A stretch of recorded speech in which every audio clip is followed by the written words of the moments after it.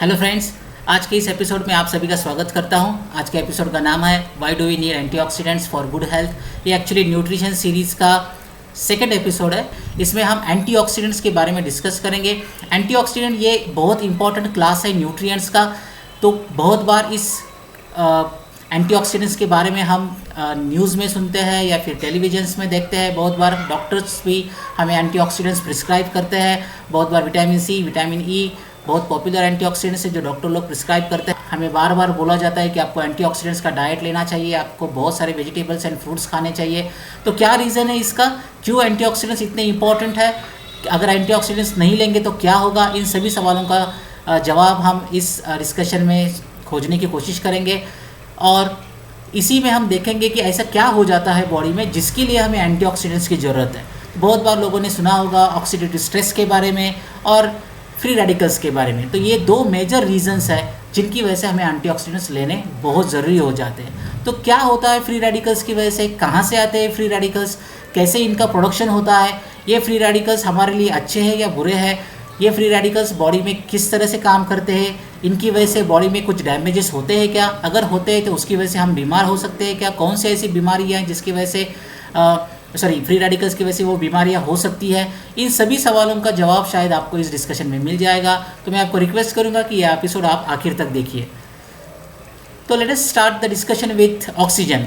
हमें पता है कि हम ऑक्सीजन के बिना जिंदा नहीं रह सकते। क्यों हमें ऑक्सीजन इतना इंपॉर्टेंट है, क्योंकि मैंने पिछले एपिसोड में भी बोला था हमारी बॉडी जो है वो मशीन की तरह काम कर सके, और उसको अगर चलाना है तो डेफिनेटली हमें उसको एनर्जी देनी पड़ेगी, और उस एनर्जी को प्रोड्यूस करने का काम हमारी मेटाबॉलिज्म प्रोसेस करती है।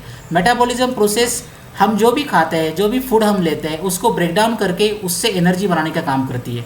बट उस ब्रेक डाउन के लिए या इस मेटाबॉलिज्म प्रोसीजर के लिए ऑक्सीजन बहुत इंपॉर्टेंट होता है। ये ऑक्सीजन हम रेस्पिरेशन प्रोसीजर से लेते हैं, और ये रेस्पिरेशन रिएक्शंस में इस ऑक्सीजन के हेल्प से हमारे फूड प्रोडक्ट्स को मेटाबोलाइज करके वहाँ से एनर्जी बनाई जाती है। वो एनर्जी एटीपी फॉर्म में होती है। तो ये जब तक ये एटीपीज नहीं बनेंगे तब तक हमारी बॉडी काम नहीं कर पाएगी, उसको एनर्जी नहीं बनेगी। तो एटीपी बनाने के लिए, फूड प्रोडक्ट्स को या फूड को मेटाबोलाइज करने के लिए हमें ऑक्सीजन की बहुत इंपॉर्टेंट होती है। उसी तरह से थाउजेंड्स ऑफ रिएक्शंस है हमारे बॉडी में, जो केमिकल प्रोसेसेस है उसमें भी ऑक्सीजन बहुत इंपॉर्टेंट होता है। तो डेफिनेटली हमें पता है कि हम ऑक्सीजन को प्राणवायु कहते हैं, क्योंकि उसके बिना हम जिंदा ही नहीं रह सकते हैं। तो यही ऑक्सीजन एक्चुअली प्लांट्स के बारे में बाय प्रोडक्ट है। प्लांट्स ऑक्सीजन यूज़ नहीं करते हैं। एक्चुअली प्लांट्स अपनी मेटाबॉलिज्म के लिए कार्बन डाइऑक्साइड और सनलाइट यूज़ करते हैं। फोटोसिंथेसिस प्रोसीजर से वो अपना खाना बनाते हैं, अपने न्यूट्रिएंट्स बनाते हैं और अपनी एनर्जी प्रोड्यूस करते हैं। बट ऑक्सीजन को as a by product or waste product वो बाहर फेंक देते हैं। उसी ऑक्सीजन को हम as a main product metabolism में यूज़ करते हैं। तो ये इतना बड़ा डिफरेंस क्यों है, और ये ऑक्सीजन जो हमें ज़िंदा रख रहा है वही ऑक्सीजन प्रॉब्लम तो क्रिएट नहीं कर रहा है। क्यों? क्योंकि ये जो मेटाबॉलिज्म होती है, जिस तरह से ये ऑक्सीजन का इस्तेमाल करके फूड से एनर्जी बनाई जाती है, उसी मेटाबॉलिज्म में ऑक्सीजन से कुछ वेस्ट प्रोडक्ट्स बनते हैं, और उस वेस्ट प्रोडक्ट्स का नाम है रिएक्टिव ऑक्सीजन स्पीसीज। इनको रिएक्टिव बोला जाता है क्योंकि ये केमिकली बहुत ही और हाईली रिएक्टिव होते हैं, और ये ऑक्सीजन से बनते हैं, इसलिए इसको रिएक्टिव ऑक्सीजन स्पीसीज कहा जाता है। 3 मेजर टाइप के रिएक्टिव ऑक्सीजन स्पीसीज होती है, जो सुपर ऑक्साइड रेडिकल्स होते हैं, उसके बाद हाइड्रोजन पेरोक्साइड होता है, और सबसे ज़्यादा रिएक्टिव हाइड्रोक्सिल आयन होता है और हाइड्रोक्सिल रेडिकल होता है। तो ये 3 मेजर कैटेगरी के रेडिकल्स, फ्री रेडिकल्स और reactive oxygen species oxygen metabolism में जनरेट होते हैं एज ए वेस्ट प्रोडक्ट। तो ये वेस्ट प्रोडक्ट तैयार तो हो जाते हैं, बट अगर ये एस्केप हो जाए बॉडी में, क्योंकि ये पूरी की पूरी जो प्रोसीजर्स जो हमारी होती है एनर्जी प्रोड्यूस करने की, वो हम सब जानते हैं, वो माइटोकॉन्ड्रिया में होती है। हमारे बॉडी में जितने भी सेल्स हैं, अलग अलग ऑर्गन्स में, अलग अलग टिश्यूज़ में अलग अलग टाइप्स की सेल्स होती है। हार्ट सेल्स अलग होती है, लंग सेल्स अलग होती है, आइज़ की सेल्स अलग होती है, ब्रेन की सेल्स होती है। जितनी भी अलग अलग सेल्स होती है, सभी सेल्स में माइटोकॉन्ड्रिया होते हैं। तो हमने स्कूल में भी पढ़ा है, हम बोलते हैं कि power house of the cell is nothing but the mitochondria. मतलब सेल्स के अंदर एक छोटी सी ऑर्गेनली होती है जिसको हम माइटोकॉन्ड्रिया बोलते हैं, उसी के अंदर एनर्जी प्रोडक्शन का काम होता है। तो यहाँ से एनर्जी प्रोड्यूस होता है with the help of oxygen, और यही से ही ये फ्री रेडिकल जनरेट होते हैं। So major source of free radicals ये माइटोकॉन्ड्रियल रेस्पिरेशन रिएक्शंस होती है, जिसमें ऑक्सीजन यूज़ होता है एनर्जी प्रोडक्शन के लिए, बस as a by product in reactive oxygen species का जन्म होता है। अब ये रिएक्टिव ऑक्सीजन स्पेसीज जो है वो सच में यूज़फुल है या फिर बिल्कुल भी यूज़फुल नहीं है। तो ऐसा नहीं है कि ये हमेशा ही हार्मफुल होती है या हमेशा ही इनका कोई यूज़ नहीं है। बहुत बार ये यूज़फुल भी होती है, बहुत बार ये प्रोटीन फॉस्फोरिलेशन मतलब प्रोटीन के रिलेटेड जो भी एक्टिविटीज़ होती है बॉडी में उसके लिए यूज़फुल हो जाते हैं। कभी कभी आरएनएज या ट्रांसक्रिप्शन फैक्टर्स रिलेटेड एक्टिविटीज़ होती है उसमें भी यूज़फुल होते हैं। कभी कभी इम्यूनिटी रिएक्शंस में भी यूज़फुल होते हैं। पर्टिकुलरली जब हम माइक्रो ऑर्गेनिजम्स के बारे में बात करेंगे तब उनके अगेंस्ट भी इम्यून रिस्पॉन्स के लिए भी कभी कभी ये फ्री रेडिकल्स हमें यूज़फुल हो जाते हैं। सेल डेथ हो सकती है, सेल डिफ्रेंशिएशन हो सकता है, मतलब अलग अलग टाइप के सेल्स तैयार होना, इन सब सेलुलर प्रोसेसेस भी कहीं ना कहीं ये रिएक्टिव ऑक्सीजन स्पेसीज इन्वॉल्व। ऐसे अच्छे रोल्स भी है जो ये रिएक्टिव ऑक्सीजन स्पेसीज करती है। But in reactive oxygen species में दो मेजर क्लासेस होते हैं, एक होता है फ्री रेडिकल्स और दूसरा होता है नॉन फ्री रेडिकल। तो फ्री रेडिकल्स क्या होते हैं? फ्री रेडिकल्स ये ऑक्सीजन कंटेनिंग मॉलिक्यूल्स है जिनमें अनइवन नंबर ऑफ इलेक्ट्रॉन्स होते हैं। तो ये जो ऑक्सीजन मॉलिक्यूल है वही फ्री रेडिकल में कन्वर्ट हो जाता है, और वो फ्री रेडिकल में कन्वर्ट हो जाता है because of loss of electron. तो इसी ऑक्सीजन में और इसी फ्री रेडिकल में एक इलेक्ट्रॉन की कमी हो जाती है। ये एक इलेक्ट्रॉन की कमी की वजह से ये रेडिकल बहुत ज़्यादा रिएक्टिव हो जाता है। वो हर चीज़ के साथ रिएक्शन करने की कोशिश करने लगता है। क्यों? क्योंकि उसको वो जो एक इलेक्ट्रॉन उससे छीना गया था या उसने जो लॉस किया था वो इलेक्ट्रॉन उसको वापस चाहिए। तो वो क्या करता है, वो किसी और से वो इलेक्ट्रॉन लेने की कोशिश करता है।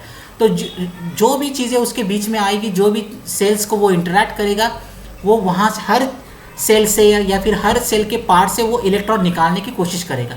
तो इसको आप एक छोटे से चोर की तरह देखेंगे। तो ये इलेक्ट्रॉन की चोरी करना शुरू कर देता है।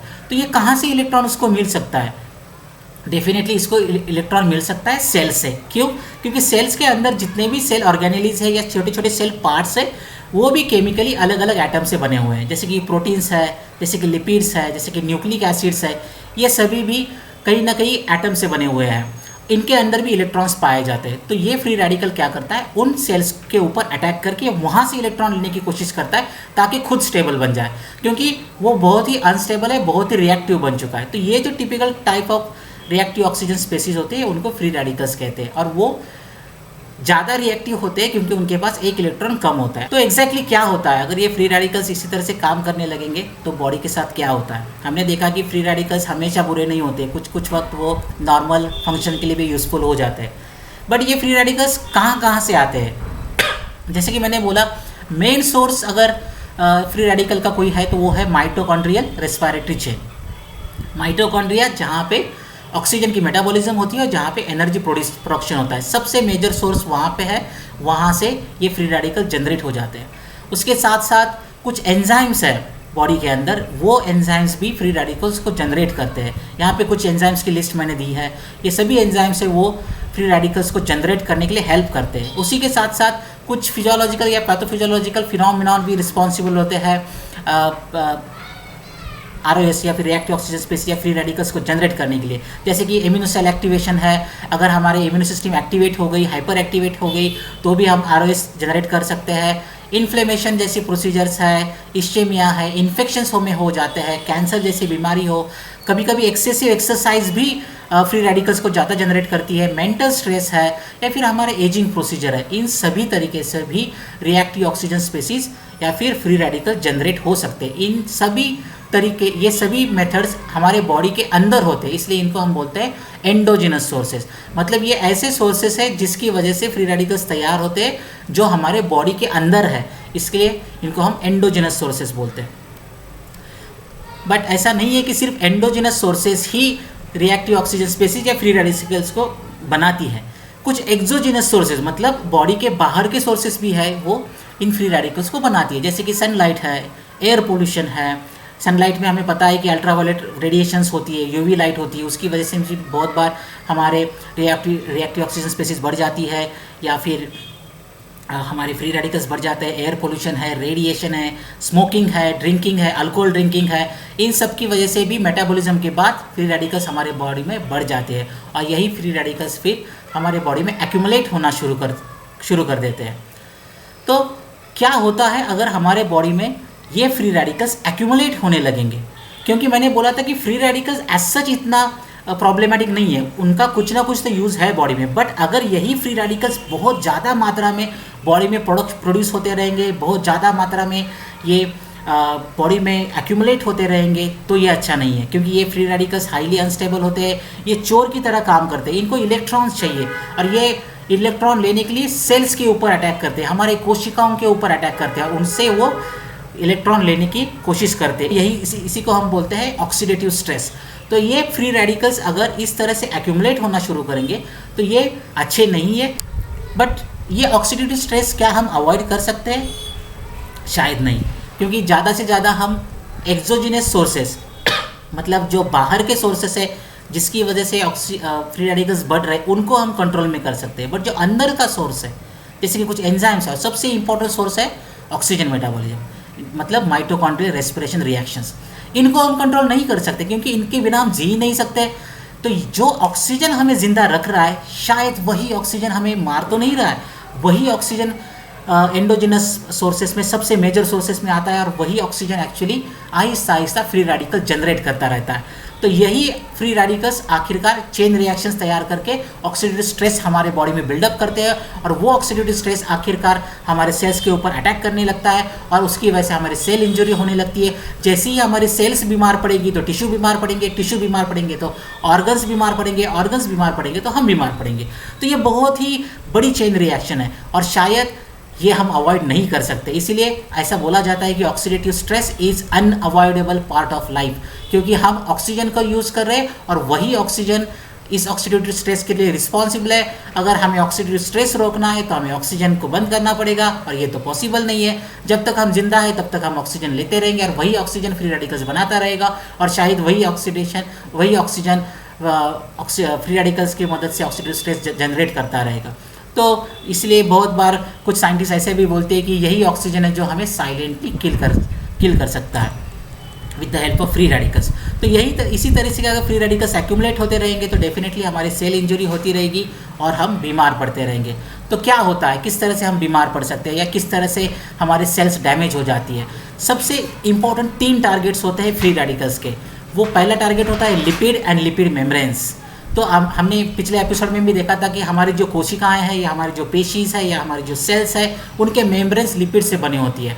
जिस तरह से हमारे बॉडी के अंदर ऑर्गन्स है, उसी तरह से सेल्स के अंदर भी छोटे छोटे ऑर्गेनलीज होती है, उनके भी मेम्ब्रेन्स होते हैं। वो भी मेम्ब्रेन्स, सभी मेम्ब्रेन्स लिपिड से बनी होते हैं। तो ये फ्री रेडिकल्स है उन लिपिड्स के ऊपर अटैक करता है, उन लिपिड्स को बर्न करता है। इसको लिपिड पेरोक्सीडेशन बोलते हैं, और इसकी वजह से बहुत बार आपके मेम्ब्रेन्स खराब हो जाते हैं। आपके सेल्स के मेम्ब्रेन्स खराब होने के बाद आपका सेल्स न्यूट्रिएंट्स नहीं ले पाते, या फिर सेल्स के लाइफस्टाइल में सेल्स के लाइफ में कुछ गड़बड़ी आना शुरू हो जाती है, और फिर वहाँ से प्रॉब्लम शुरू होते हैं। दूसरा इंपॉर्टेंट टारगेट होता है डीएनए। अगर डीएनए की हम बात करें तो डीएनए में सबसे इंपॉर्टेंट हेरिडिटरी इन्फॉर्मेशन छुपी होती है। हर सेल्स में डीएनए होता है, और हर डीएनए में जीन्स होते हैं। हर जीन्स में अपने अपने टिपिकल प्रोटीन्स के बारे में इंफॉर्मेशन दी होती है। अगर इन शॉर्ट में बताऊंगा तो सेल्स को, हर एक सेल को कैसे फंक्शन करना है, क्या काम करना है, ये सब इंफॉर्मेशन डीएनए में होती है। तो अगर हार्ट सेल्स है, हार्ट सेल्स को क्या काम करना है, लंग्स की सेल्स है, लंग्स सेल्स को क्या काम करना है, ब्रेन की सेल्स है, ब्रेन सेल्स को किस तरह से फंक्शन करना है, इस सभी की इंफॉर्मेशन डीएनए में छुपी होती है। अगर वो इन्फॉर्मेशन सेल्स को दी जाती है, सेल्स उस इन्फॉर्मेशन को पढ़ के या फिर इंटरप्रीट करके वो ठीक तरीके से बिहेव करती है, फंक्शन अपना अपना रोल प्ले करती है। अगर यही डीएनए अगर डैमेज हो जाए तो क्या होगा? डीएनए डैमेज होगा तो इन्फॉर्मेशन लॉस हो सकती है, या फिर मिस इंटरप्रिट हो सकती है। उसी गलत इन्फॉर्मेशन की वजह से सेल्स माल फंक्शन करने लगते हैं, या फिर सेल्स गलत तरीके से फंक्शन करने लगते हैं। इसका क्लासिकल एग्जांपल है कैंसर। कैंसर ये हमारे ही सेल्स होते हैं, बट वो आउट ऑफ कंट्रोल हो जाते हैं। ऐसा क्या हो जाता है उन सेल्स में कि जो हमारी बात नहीं सुनते हैं, और वो अनकंट्रोल ग्रोथ फेज में चले जाते हैं, और उसकी वजह से हमें कैंसर होता है।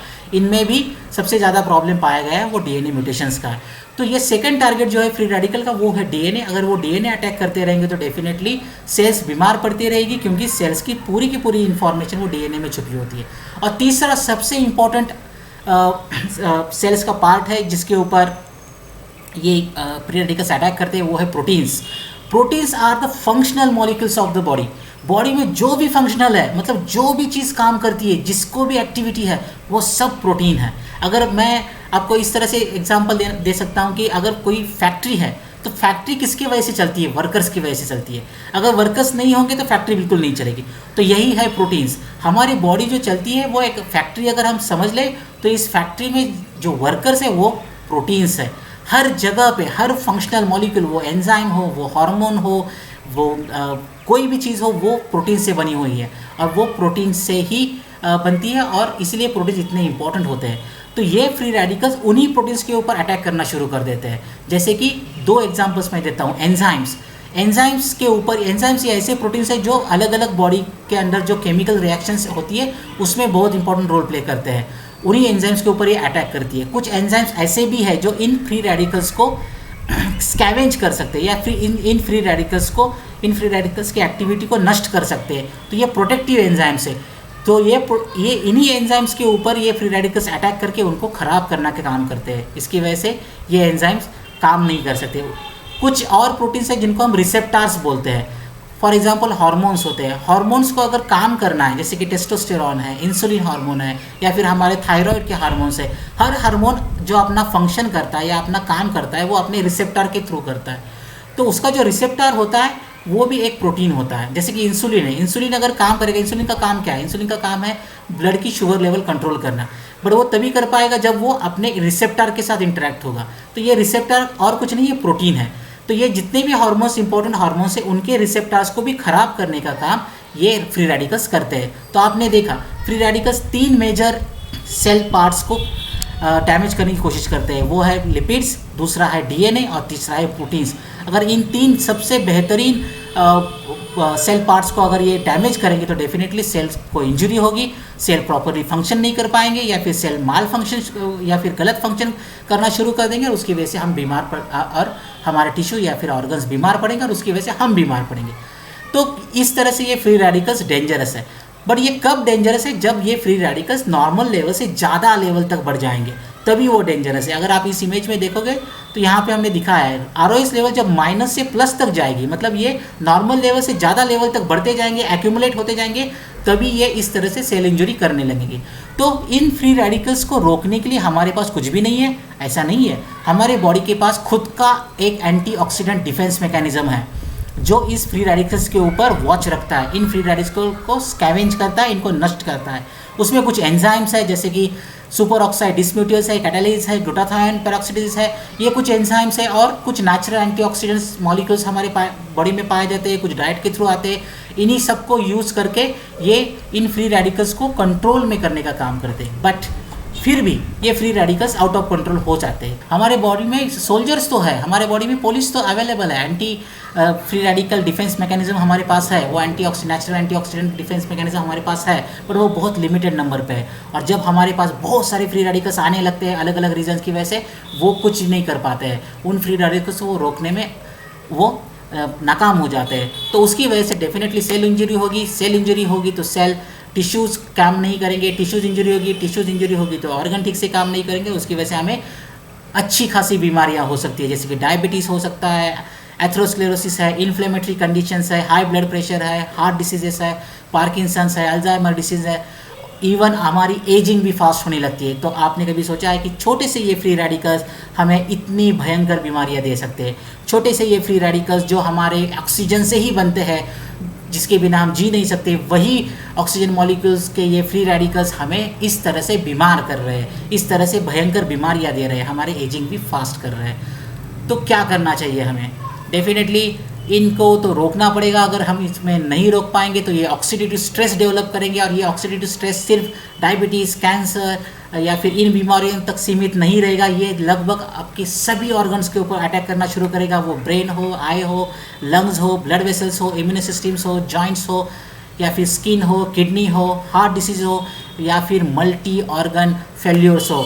लगभग 200 से ज़्यादा बीमारियों में फ्री रेडिकल्स का रोल पाया गया है। तो क्या इंपॉर्टेंट है? इंपॉर्टेंट है बैलेंस। अगर आपके बॉडी में उतने ही फ्री रेडिकल्स है जितने आपकी एंटीऑक्सीडेंट बॉडी मैकेनिज्म उसको हैंडल कर पाती है, तो कोई दिक्कत नहीं। जैसे कि ये फर्स्ट मैकेनिज्म है, यहाँ पे आप देखोगे इक्वल नंबर ऑफ एंटीऑक्सीडेंट्स है और उतने ही रिएक्टिव ऑक्सीजन स्पेसीज है। तो यहाँ अगर आपका सेम नंबर है तो शायद आपको कोई प्रॉब्लम नहीं होगा, क्योंकि वो आपकी नेचुरल एंटीऑक्सीडेंट मैकेनिज्म है, वो उन फ्री रेडिकल्स को स्कैवेंज कर लेगी। बट जब फ्री रेडिकल्स बढ़ने लगते हैं, बट एंटीऑक्सीडेंट मैकेनिज्म जो आपकी नेचुरल है वो तो बढ़ नहीं सकती है क्योंकि वो नेचुरल है, बट फ्री रेडिकल्स अगर बढ़ने लगते हैं तो डेफिनेटली ये इम्बैलेंस हो जाता है, और फिर ये फ्री रेडिकल्स जो एक्सेस फ्री रेडिकल्स आपके बॉडी में एक्यूमुलेट हो चुके हैं वो आपके सेल्स के ऊपर अटैक करना शुरू कर दे। फिर सेल्स का डीएनए, लिपिड्स एंड प्रोटीन्स इनको ख़राब किया जाता है, उसकी वजह से आप सेल इंजरी होती है और आप बीमार पड़ते हो।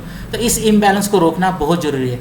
अगर इस इम्बैलेंस को रोकना है तो हमें सबसे इम्पॉर्टेंट है कि हमें ये जानना पड़ेगा कि कौन से ऐसे रीजंस है जिसकी वजह से ये फ्री रेडिकल्स बढ़ रहे हैं। अगर वो बढ़ रहे हैं तो हमें बाहर से एंटीऑक्सीडेंट्स देना पड़ेगा, क्योंकि हमारे पास इंटरनल एंटीऑक्सीडेंट्स बहुत कम है। अगर हमारे बॉडी में बहुत ज़्यादा फ्री रेडिकल्स जमा आ चुके हैं तो हमें इसके लिए बचाने के लिए सुपर हीरोज़ की ज़रूरत है, जैसे कि ये एंटीऑक्सीडेंट्स हमारे सुपर हीरोज़ की तरह काम करेंगे। ये जो बाहर के एंटीऑक्सीडेंट्स है वो जब हम बॉडी के लिए एज ए सप्लीमेंट दे देंगे तब ये एंटीऑक्सीडेंट्स इन फ्री रेडिकल को नष्ट करेंगे, स्कैवेंज करेंगे और आपके सेल्स को बचाने का काम करेंगे। तो ये डेफिनेटली एंटीऑक्सीडेंट्स को बहुत बार सुपर हीरोज़ में भी माना गया है, क्योंकि ये एंटीऑक्सीडेंट्स आपके बॉडी में फ्री रेडिकल्स जो बनते हैं उनको नष्ट करने का या फिर इनको न्यूट्रलाइज करने का काम करते हैं।